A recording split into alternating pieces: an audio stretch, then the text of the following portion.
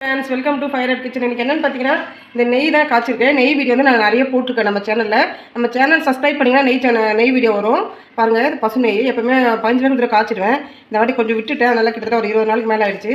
சேர்த்து வச்சு இப்போ காய்ச்சிருக்கேன். இது இப்படி தான் இருக்கும். இன்னும் கொஞ்சம் கெட்டியாகணும். கெட்டியானா கொஞ்சம் நல்லா படிஞ்சிடும். இது வந்து இருக்கட்டும். அதுக்கப்புறம் இது பார்த்தீங்கன்னா வந்து வெறும் மிளகாத்தூள் நம்ம சமைக்கிறதுக்காக அரைக்கிறோம் இல்லையா, அதில் வந்து நீட்டு மிளகா வந்து 150 கிராமும், காஷ்மீர் மிளகா 100 கிராமும், ரெண்டு சேர்ந்தா 1/4 கிலோ வந்துடும். மினிமம் 1/4 கிலோ தான் அரைப்பாங்க மிஷினில். அதனால் நம்ம ரெண்டுத்தையும் கொடுத்து அரைச்சிட்டோம்னா நம்ம இது தனித்தனியாக போடுறதில்ல, இது ரெண்டுத்தையும் சேர்த்து ஒன்றா போட்டால் போதும் சமையலுக்கு. இந்த மசாலா வீடியோ வேணும்னா நம்ம சேனலில் நான் போட்டிருக்கேன். எல்லா வீடியோவும் தனித்தனியாக போட்டிருக்கேன்.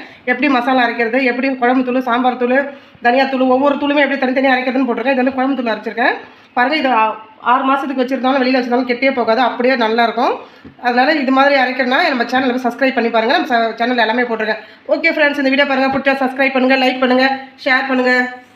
ஓகே, அடுத்த வீடியோ. ஓகே, டாடா, பாய்.